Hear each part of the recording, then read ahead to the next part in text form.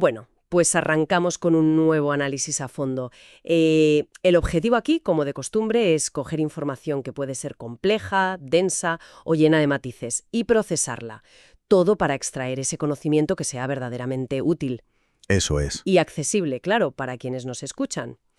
Hoy hay sobre la mesa un documento verdaderamente fascinante. Se trata de un artículo de corte teológico titulado Imitemos la humildad de Jehová. Y bueno, antes de entrar en materia, creo que es vital establecer exactamente desde dónde se va a abordar este material hoy. Es fundamental. Sí, hay que hacer esa declaración de intenciones muy clara desde el primer momento.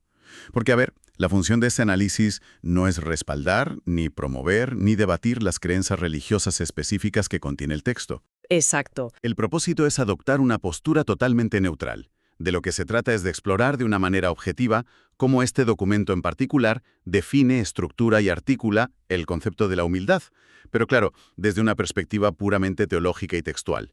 La idea es observar cómo el autor construye su argumento psicológico y de liderazgo basándose en las escrituras. Totalmente. Y fíjate, el gancho de este documento plantea una paradoja tremenda. O sea, la paradoja del poder. Porque, a ver, cuando se piensa en las personas más poderosas del mundo, ya sean figuras políticas históricas, emperadores o magnates corporativos de la actualidad, Ujú. pues la humildad casi nunca es la primera cualidad que viene a la mente. El poder absoluto, a lo largo de la historia humana, suele estar estrechamente asociado con un ego desmedido. Ya es casi inherente. Exacto, pero el texto arranca argumentando que la figura del Todopoderoso, la entidad suprema del universo según esta teología, carece del más mínimo rastro de orgullo. Cita específicamente el Salmo 113 para ilustrar que la humildad impregna toda su personalidad. Es, de verdad, un contraste brutal que rompe con los esquemas habituales sobre lo que significa tener un control total.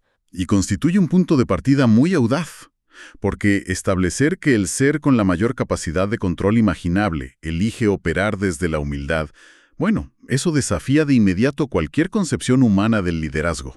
Madre mía, yo lo creo. Y ojo, el texto no se queda en una mera declaración abstracta o filosófica, que sería lo fácil, sino que propone que esta característica divina se puede desglosar en comportamientos muy específicos, comportamientos prácticos para que los seres humanos la imiten en su día a día. Vale, pues vamos a desgranar esto, porque decir que el creador del universo es humilde, así en general, es una afirmación enorme. ¿Cómo logra el autor aterrizar algo tan vasto en rasgos procesables? Pues mira, el documento estructura este concepto en 4 pilares de comportamiento. Y el primer pilar que aborda es el de la accesibilidad. Lo presenta como la antítesis del orgullo, ese orgullo que aísla. Claro, el orgullo te separa del resto. Exactamente. La premisa es que la gente con mucho ego o con mucho poder suele ser inaccesible. Construyen muros, se rodean de filtros, de asistentes, de una burocracia interminable. En contraste, el texto presenta una deidad que, basándose en el Salmo 62, invita activamente a sus seguidores a que se acerquen y le cuenten absolutamente todo lo que sienten, sin filtros. Lo cual choca frontalmente con la imagen títica, ¿no? Esa imagen de un monarca distante al que solo te puedes acercar si sigues un protocolo súper estricto y tienes una cita previa de meses. Justo. Y lo fascinante de esto es la analogía psicológica que emplea el autor, porque evita por completo la imagen del soberano en un trono inalcanzable y utiliza la figura de un padre profundamente cariñoso. ¡Qué interesante! Un padre que detiene lo que está haciendo, lo deja todo, para escuchar con atención a sus hijos. Para sostener esto, el artículo rescata registros bíblicos concretos, como la disposición a escuchar oraciones urgentes en medio de situaciones verdaderamente límite. Cita, por ejemplo, el capítulo 10 de Josué o el primer capítulo del primer libro de Samuel. Pero la ilustración narrativa más poderosa que utiliza para explicar esta accesibilidad es la famosísima parábola del hijo pródigo. Esa es una historia con una carga emocional inmensa. Porque, a ver, estamos hablando de un hijo que exige su herencia por adelantado, lo que, para que nos entendamos, es básicamente desearle la muerte a su padre en aquella época. Lo despilfarra todo, absolutamente todo, y vuelve a casa sintiéndose totalmente indigno, esperando ser tratado en el mejor de los casos como un jornalero más, ¿no? Claro, y hay que entender el peso de esa historia en la cultura de la época. El peso era enorme, porque el hijo volvía en la más absoluta desgracia social. Era la vergüenza del pueblo. Sí. Pero el texto se centra en la reacción del padre. Ante esa vergüenza pública y la traición brutal de su hijo, el padre no se queda de brazos cruzados en el porche, ¿sabes? No está ahí esperando una disculpa formal y humillante. El relato subraya que el padre, al verlo a lo lejos, se conmueve profundamente y cito, corrió a su encuentro, lo abrazó y lo besó con ternura. Fíjate, corrió hacia él. Eso es.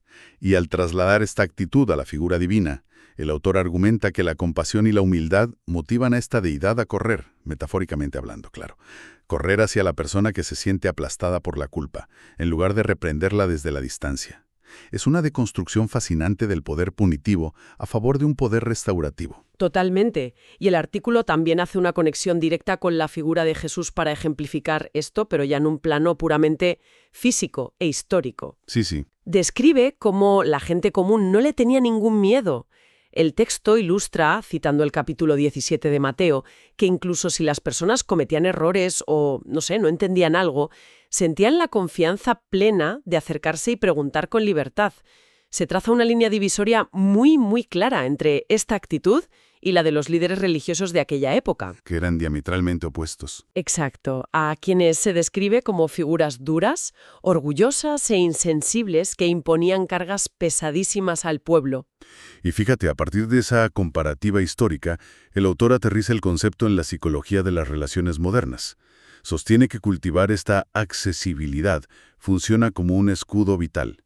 Ayuda a evitar que se arraiguen la envidia y el rencor, que al final son subproductos directos del ego, y que inevitablemente terminan alejando a las personas. Ya. Y para llevarlo a un terreno extremadamente práctico, el documento ofrece un consejo dirigido a los ancianos, que son, digamos, los líderes que guían las congregaciones actuales. Y es un consejo que, por cierto, resulta tremendamente contemporáneo. Yo estoy fascinado con esta parte. A ver, cuéntame, porque les insta a que, para ser genuinamente accesibles, deben hacer el esfuerzo de estar presentes físicamente en sus lugares de reunión, en lugar de simplemente recurrir a conectarse por videoconferencia a menos que sea una necesidad estricta. Ostras, muy de la era del teletrabajo. Claro, es un recordatorio buenísimo de que la verdadera accesibilidad requiere vulnerabilidad, requiere visibilidad y presencia real en el mismo espacio físico que los demás. No solo una disponibilidad virtual ahí, detrás de una pantalla. Es que resulta muy revelador ver cómo un principio teológico antiguo se traduce en directrices para el mundo híbrido de hoy en día. Y claro, esta disposición a estar cerca de los problemas de la gente conecta de forma supernatural con el siguiente punto del documento. A ver. Porque si un líder es verdaderamente accesible y escucha los problemas, inevitablemente se va a encontrar con situaciones donde la rigidez de las reglas choca de frente con la realidad humana. Aquí es donde la cosa se pone realmente interesante, porque el segundo pilar que define el texto es la razonabilidad, descrita como la disposición genuina a ceder. Si se analiza el poder absoluto en el mundo humano, casi siempre es sinónimo de una inflexibilidad total. Es esa actitud de, yo soy la autoridad, las reglas son mías y se hace a mi manera o no se hace. La dictadura del ego, básicamente. Eso es. Y mostrar flexibilidad se suele interpretar como una debilidad enorme. Sin embargo, el artículo presenta a una deidad que está dispuesta a cambiar sus propios planes. Y es un planteamiento que desafía por completo la visión tradicional de un destino rígido, inamovible, que ya está escrito. Para ilustrar esta flexibilidad, el texto rescata dos narrativas bíblicas donde la empatía altera literalmente el curso de los acontecimientos. Cuéntanos un poco sobre eso. Mira, la primera se encuentra en el libro de Números, capítulo 12. Es una situación de altísima tensión interna. Miriam y Aarón, que forman parte del círculo más íntimo y familiar de Moisés, comienzan a hablar en su contra. Están cuestionando su autoridad y, por extensión, la estructura impuesta por la deidad. Un motín, en toda regla. Exacto. Y como castigo disciplinario ante esta rebelión, Miriam es golpeada con lepra. Ojo, una enfermedad que en aquel contexto significaba la expulsión inmediata de la comunidad y la muerte social absoluta. Era el fin. Totalmente. Pero la historia da un giro impresionante cuando Moisés, en lugar de regodearse en su autoridad validada, suplica por ella. Y esa es la clave del pasaje para el autor, ¿verdad? Sí, porque cuando Moisés ruega por la salud de Miriam, Dios cede y la cura. El argumento teológico aquí es brillante. Nos dice que una figura consumida por el orgullo se habría aferrado a la sentencia inicial. Habría dicho, no, voy a dar una lección ejemplar para cimentar mi autoridad absoluta. Claro. En cambio, esta deidad prioriza la compasión ante la petición de Moisés y modifica la sentencia de inmediato. Y el segundo ejemplo que utiliza el texto eleva aún más la intensidad emocional, centrándose en el rey Ezequías en el segundo libro de los Reyes. Esa historia es desgarradora. A Ezequías se le comunica a través de un profeta que ponga en orden sus asuntos porque su enfermedad es terminal. Le dicen, vas a morir. Y la respuesta del rey es, bueno, se vuelve hacia la pared, se derrumba y llora desconsoladamente, rogando por su vida. Y la resolución de esa escena es lo que el artículo subraya como la máxima expresión de razonabilidad. Ante ese dolor humano tan crudo, la respuesta divina no es un estoico, bueno, es tu momento, acéptalo. Para nada. La deidad se conmueve, cambia el decreto que acababa de emitir a través de su profeta y le añade 15 años de vida al rey. ¡Qué barbaridad! Según este marco conceptual, es precisamente la humildad suprema la que permite esa maleabilidad ante el sufrimiento humano. Es como si el texto dijera que las reglas importan, por supuesto, pero la persona importa más. Exacto. Algo que se refleja de nuevo en la actitud de Jesús en el Evangelio de Marcos, en el capítulo 3, cuando decide curar a una persona en sábado. Para el contexto de la época, el sábado tenía reglas de inactividad inflexibles. Eran sagradas y los líderes religiosos las protegían con un celo extremo. Jesús rompe esa norma para aliviar el sufrimiento, demostrando una vez más que la empatía debe prevalecer sobre el protocolo. Y si conectamos esto con el panorama general de las relaciones humanas, el autor hace una precisión muy necesaria. Aclara que ser razonable no es equivalente a ser débil. Tampoco es ser permisivo o carecer de límites. Se trata de un equilibrio consciente. Claro, no es dejar que hagan lo que quieran. Eso es. Utiliza el ejemplo de la crianza, citando a Jacob en el Génesis capítulo 33, para ilustrar que un padre razonable es aquel que no empuja a sus hijos más allá de lo que su ritmo, su edad o su capacidad física y emocional pueden soportar. Exige, sí, pero adapta la exigencia a la realidad del individuo. Qué importante es eso en el liderazgo de hoy. Muchísimo. Y de la misma manera, el artículo instruye a los líderes de las congregaciones a no atrincherarse en sus propias opiniones. Les aconseja aprender a ceder y a respaldar las decisiones de la mayoría, siempre que no haya un principio moral fundamental en juego. Es un alegato poderosísimo contra el autoritarismo y a favor del consenso. Y pensar en líderes que ceden en favor del bienestar de la mayoría lleva directamente al siguiente gran reto de las relaciones humanas. Porque es lógico pensar que ser razonable y escuchar requiere tiempo, y lidiar con la naturaleza humana implica inevitables fricciones y decepciones, lo que introduce el tercer pilar del texto. La paciencia. Eso es, la paciencia. El artículo expone una ironía muy profunda sobre la impaciencia crónica del ser humano, que contrasta con una paciencia a escala verdaderamente cósmica. La premisa es que las personas gobernadas por el orgullo detestan esperar. Sienten que su tiempo es infinitamente más valioso que el de cualquier otra persona y exigen resultados inmediatos, ya, para ayer. Y para dimensionar esa diferencia monumental, el documento presenta situaciones donde la paciencia divina opera en unas escalas de tiempo que desafían la comprensión humana moderna. Porque estamos tan acostumbrados a la gratificación instantánea, a un clic. Sí, todo es para ahora mismo. Pues fíjate, se menciona, por ejemplo, el relato de los días de Noé, donde el texto describe una espera deliberada de 120 años antes de tomar medidas. 120 años. Pero el caso que ilustra de forma más gráfica el aguante frente a la fricción humana es el diálogo con Abraham en el Génesis. Es respecto a la destrucción inminente de las ciudades de Sodoma y Gomorra. Ay, es una escena asombrosa. Yo, de verdad, animo a quienes nos escuchan a visualizarlo. Tienes a un simple ser humano cuestionando, casi regateando con la entidad suprema del universo. Abraham le dice básicamente, a ver, ¿y si hay 50 justos? ¿Los vas a destruir igual? ¿Y si hay 40? ¿Y si hay 30? Es que sigue presionando y cuestionando la justicia de la decisión una y otra vez. Desde la lógica del poder humano, del ego, que hablábamos, la respuesta a esa insolencia sería un fulminante. Pero bueno, ¿quién te has creído que eres tú para interrogarme a mí? Totalmente. Pero el relato muestra una deidad que no experimenta ninguna amenaza a su ego ante esas preguntas.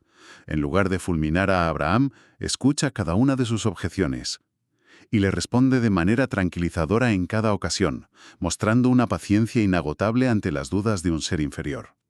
El autor fundamenta esta actitud teológicamente citando la segunda carta de Pedro, capítulo 3, versículo 9. Sí, ese versículo es clave en la argumentación. El argumento es que esta demora, esta paciencia histórica hacia la humanidad, no obedece a la inacción o a la indiferencia, para nada. Tiene un propósito profundamente restaurativo.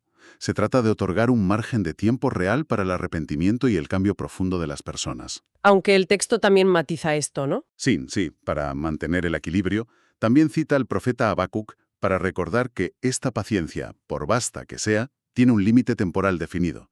No implica una tolerancia infinita e incondicional hacia el daño continuado. Y me encanta cómo esa escala cósmica luego se traslada a la gestión del día a día, mediante un ejemplo fascinante de los evangelios. El texto menciona el capítulo 9 de Lucas, donde los apóstoles, que son el círculo de mayor confianza de Jesús, se enzarzan en una discusión sobre, atención a esto, sobre quién de ellos era el más importante. Es que es buenísimo. Hay que ponerse en situación. Jesús está inmerso en una misión de trascendencia histórica, enfrentando una presión enorme, y su propio equipo de trabajo está perdiendo el tiempo discutiendo por cuestiones de ego, de estatus y de jerarquía corporativa, por así decirlo. Es un escenario de pura frustración gerencial. Cualquier líder moderno, o sea, un directivo de hoy, probablemente habría dado un golpe en la mesa exigiendo profesionalidad o directamente buscando un equipo nuevo y menos problemático.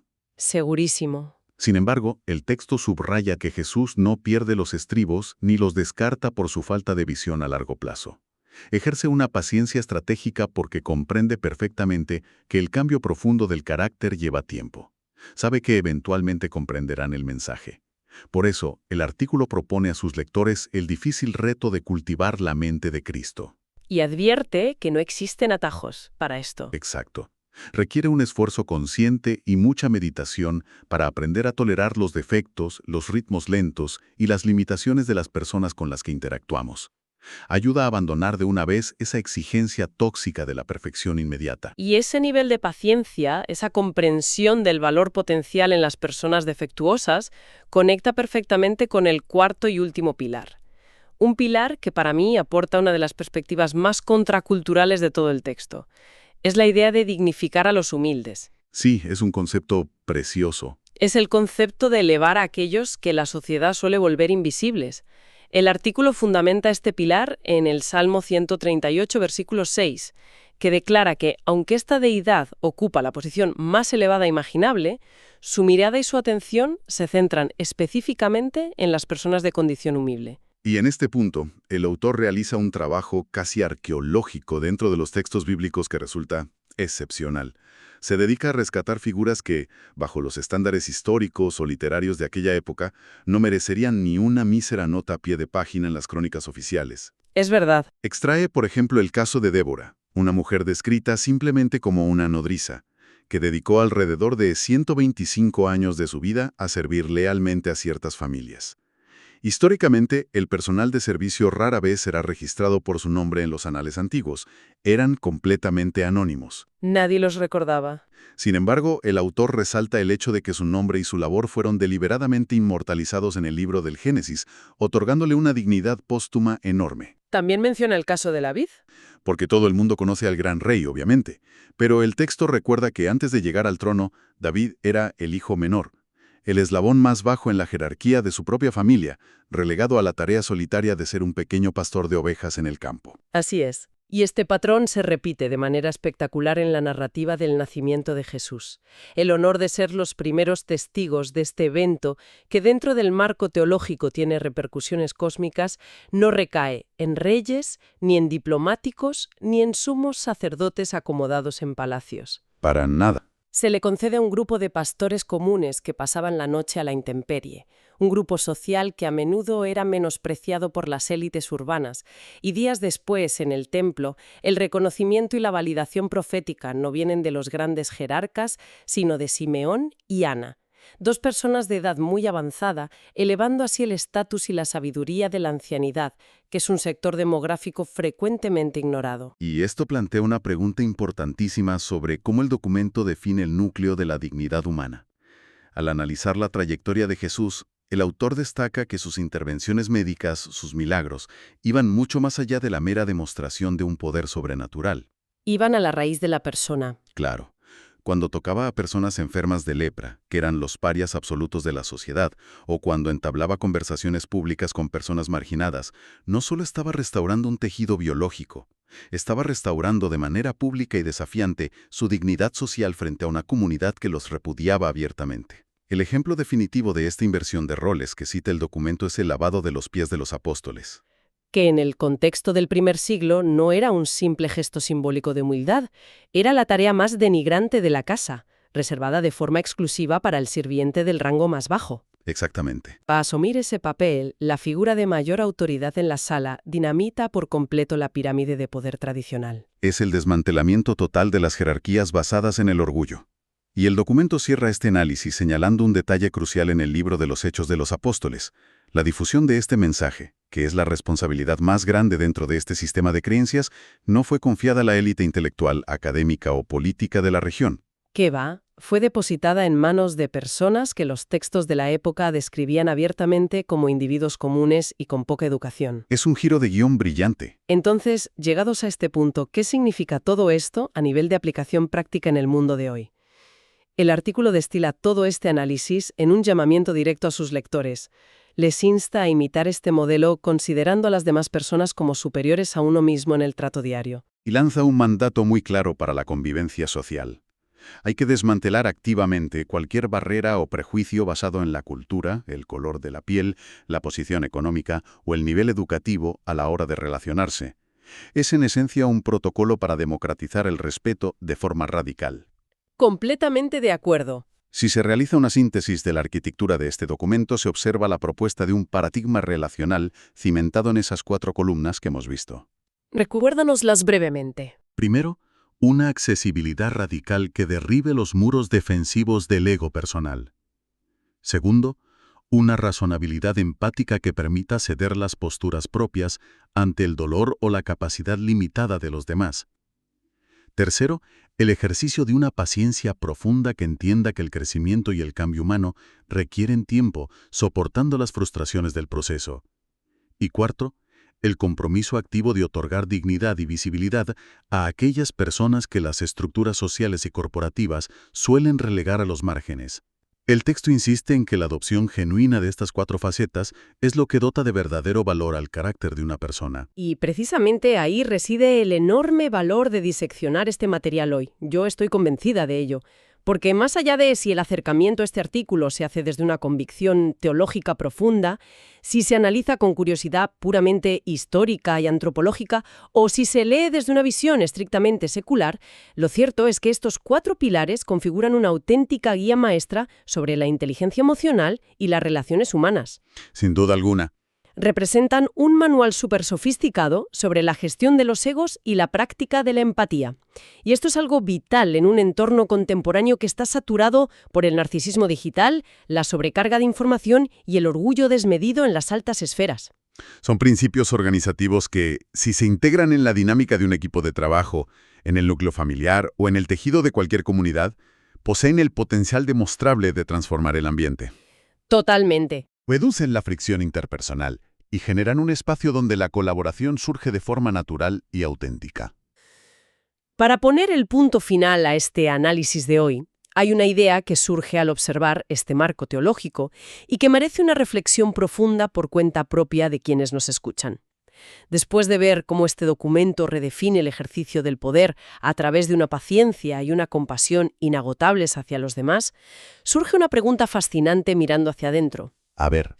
Si en este texto la fuerza que sostiene el universo prioriza la empatía ante el error humano, ¿por qué solemos ser tan increíblemente duros, impacientes y destructivos con nosotros mismos cuando fallamos?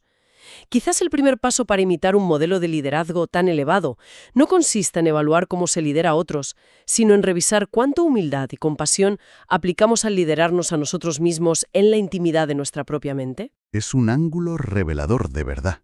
Cuestiona si la rigidez que a menudo criticamos en los líderes externos no es más que un reflejo de la dictadura interna que nos imponemos buscando una perfección inalcanzable. Y con esa reflexión final se cierra la inmersión de hoy. Ha sido un verdadero placer compartir este espacio y profundizar tanto en este tema. Siempre es bueno tener en cuenta que el conocimiento más valioso es aquel que invita a observar el mundo que nos rodea y muy especialmente nuestro propio mundo interior, desde una perspectiva diferente. Hasta la próxima.